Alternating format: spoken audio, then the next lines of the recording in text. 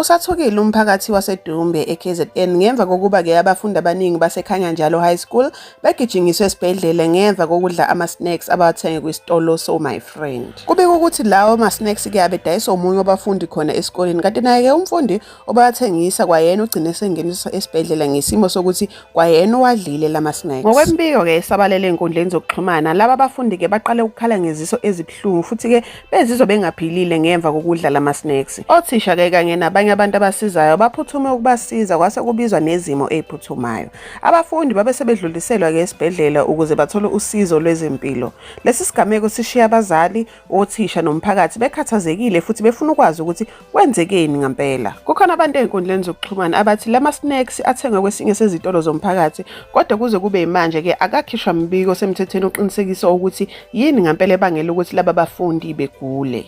Iziphathimandla kulindeleke ukuthi ziphenge lolu daba ukuthi kutholakala iqiniso nokuthi ngabe lama-snacks yiwo yini abangela ukuthi abafundi begule. Ngemva kwalesi sigameko-ke umnikazi wesitolo lapho kusolwa khona ukuthi abafundi bathenge khona ama-snacks ubuziwe ngalolu daba, ubesethi-ke naye umangele ngalokho kwenzekile ukuthi kwenzeke kanjani. Nokho-ke abantu abaningi emphakathini abazange beze beyikhole kalula-ke leyo. Lokhu-ke kungenxa yokuthi sekuba nezinye iy'gameko ezweni lapho-ke iy'ngane zigula ngemva kokuthenga izinto ey'tolo zabantu bangaphandle. Yingakho-ke abantu abaningi befuna ukuthi kube nophenyo oluphelele ukuze kutholakale iqiniso ngalolu daba. Okubalulekile okwamanje ukuthi abafundi-ke bathole ukwelashwa okufanele. Umphakathi-ke wona usalindele iy'mpendulo mayelana nokuthi kwenzekeni ngalolu suku.